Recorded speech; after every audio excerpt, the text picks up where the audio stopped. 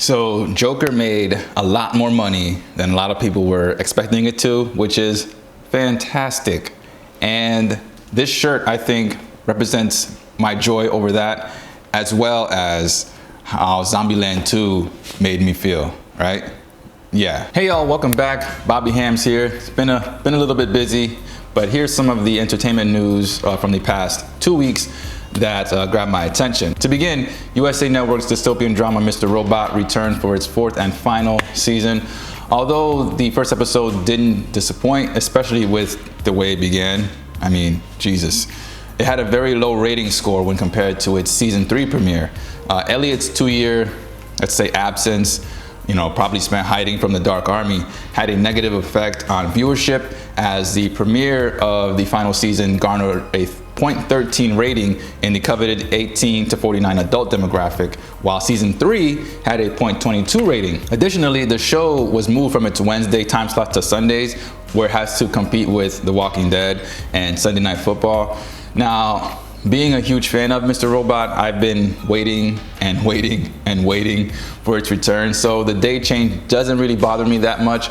Also, I quit watching The Walking Dead years ago, and Sunday Night Football is usually a snore fest, so they don't pose any competition to Mr. Robot, in my opinion. On a side note, the season 10 premiere of The Walking Dead, which was last week, hit an all-time series low for an episode, drawing 4 million viewers, so that's something. But back to Mr. Robot, I know there are other fans who may have thought it was canceled and may not even know that the show is back on, not back on the air, since it was gone for so long. I mean, a 2-year hiatus is something I normally see happen with like anime, like when you're talking about One Punch Man or Attack on Titan. Those kind of things. There are 11 episodes left of Mr. Robot, and hopefully the series ends on a very strong note. Another character that looks destined to meet his end soon is Grant Gustin's Barry on the CW's The Flash. Showrunner, I get it, Eric Wallace publicly confirmed that Barry Allen will indeed die in this year's Crisis on Infinite Earths crossover, and that the consequences will affect the rest of the season, not just be contained to the crossover event, the 5-night event. Wallace stated, "We know that on December 10th, 2019, The Flash will die. We're not messing around," end quote. December 10th will be a Tuesday. That's the night that The Flash normally airs, and it'll be the 3rd episode of the crossover before the month-long winter break. Jesus, it's scheduling. On last Tuesday's episode, the premiere, the Monitor said that Barry had to die for everyone else to live. And this week's episode saw Barry attempting to time travel into the future and promptly get blocked by an antimatter barrier in the Speed Force.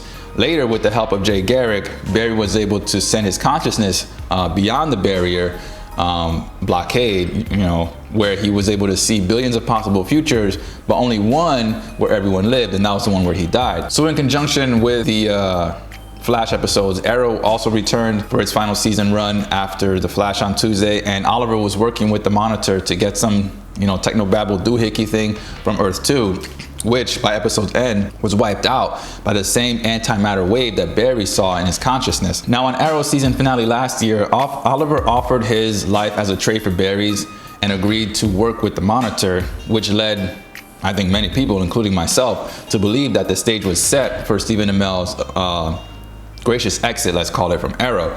And everything lined up until Wallace's announcement and this week's episodes. So I'm thinking, are they really going to, kill Barry and Oliver? But after thinking about it for a little bit, I realized that that couldn't be the case because Wallace's words seem to be intentionally vague. So here's what I mean. I think Stephen Amell is out for sure, whether it's during the event or at the series finale. Oliver is a done deal, right? And Barry will also die. Now, in the Crisis comics, Barry Allen did meet his demise going up against the Antimatter and was gone from comics for about 20 years. And by the way, how cool does LaMonica Garrett look as the Anti-Monitor? Like, props to the costume and effects departments. But anyways, Barry Allen eventually returned, having emerged from the Speed Force, where he spent 20 years outrunning death, which is quite a lot of running.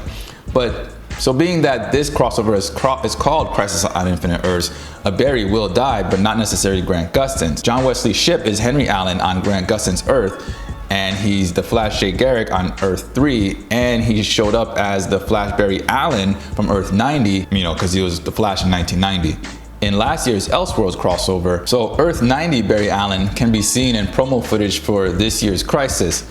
So my bet is that that's the Barry that really has to die. However, if Grant has to go for the rest of the season, like in the comics, I'm sure there's, some way that they'll work out to where he can be brought back by the finale. The possibilities are almost infinite. What doesn't allow for endless possibilities, though, is putting a PG-13 rating on the forthcoming sequel to 1988's Coming to America. Coming to America 2. Why? Coming to America was rated R, and many of its most memorable moments were due to that rating.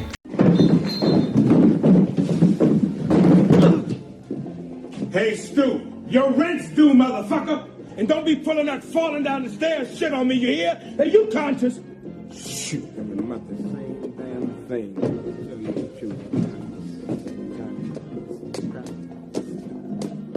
It cost about $39 million to make and grossed $289 million worldwide. To me, making the sequel PG-13 either means that the writing is extremely clever and funny so as not to need over adult humor, or it's a money-making strategy to make it more family-friendly for kids. I firmly believe the rating decision was solely based on the money angle, because with talents like Arsenio Hall and Tracy Morgan and Leslie Jones attached, they're not going to be able to let loose and truly be funny. I think it's going to wind up as like another case of Hollywood catering to children who have no clue what the original material was about, and so they don't know what the new movie is based on, so they won't get it and they won't go see it. Meanwhile, those who do know what the original material was can't stand the sequel because its comedy is slashed and neutered so much in order to get it a rating that's more appropriate for children. It's not funny. It's made for children who aren't gonna go see the movie, so who's gonna watch it? But anyway, another movie that wasn't appropriate for children is getting a prequel. Warner Brothers is looking to release a prequel of 2001's Training Day starring Denzel Washington and Ethan Hawke. Pre-Training Day would reportedly follow Denzel's character Alonzo Harris 10 years before he met Ethan Hawke's Jake Hoyt. The project hasn't been, given the go-ahead yet, so, and no director is attached, no writer. No, I think the only writer is Nick Harborough, who wrote the script for a Blacklist episode called A Letter from Rosemary Kennedy. He's the only one doing any kind of work on any kind of creative work on it. John David Washington, Denzel's son, is already the front runner to star in the same way that O'Shea Jackson Jr., Ice Cube's son, was a lead in the NWA biopic Straight Outta Compton. Now, I don't mind prequels too much as long as they make sense for what comes later in the character's life without relying totally on future connections to tell its story. I think an example of a good prequel is Rogue One, and an example of a bad prequel is definitely Solo. I'm sure many would disagree with that, but I don't know Star Wars, so what do I know? Now, Training Day won Denzel an Oscar for his role as Alonzo. And this idea is very, very much in its infancy, so it's too soon for me to, consider it as anything other than just a flight of fancy. People just throwing ideas around. But what isn't fancy? The ridiculous rumor that Disney is going to buy Spiderman from Sony.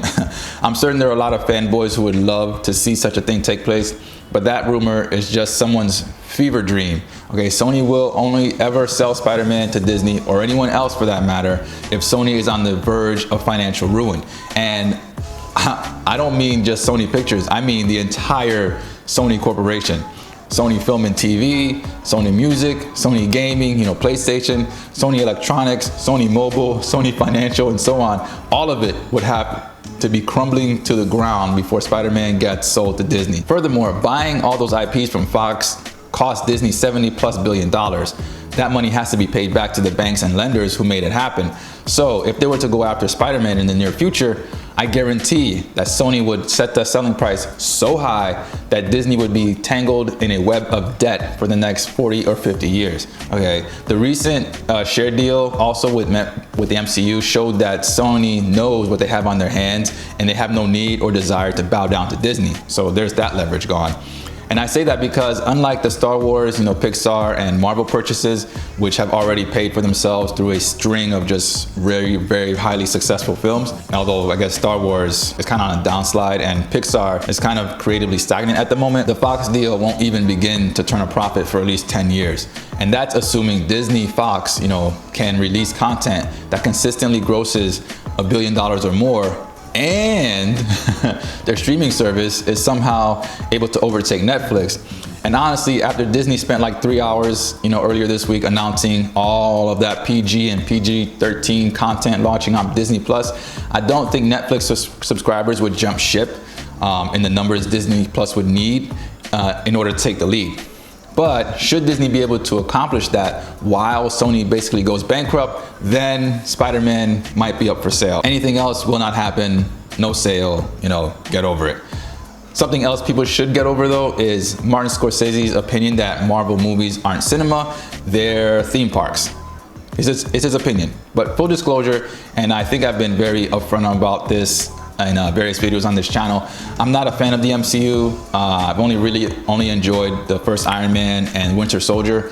The remaining 874 movies are formulaic, they're cookie cutter, uninspired, and predictable bus stops that exist merely to connect the previous movie and to promote the next movie. I don't think they're artistic expressions or distinctive in any way. On the other hand, I've enjoyed every one of Scorsese's films because they've made me think about or look at something from a different perspective. A Taxi Driver, Goodfellas, Gangs of New York, The King of Comedy, A Wolf of Wall Street, and on and on and on. The guy just puts out hits after hits, very memorable movies.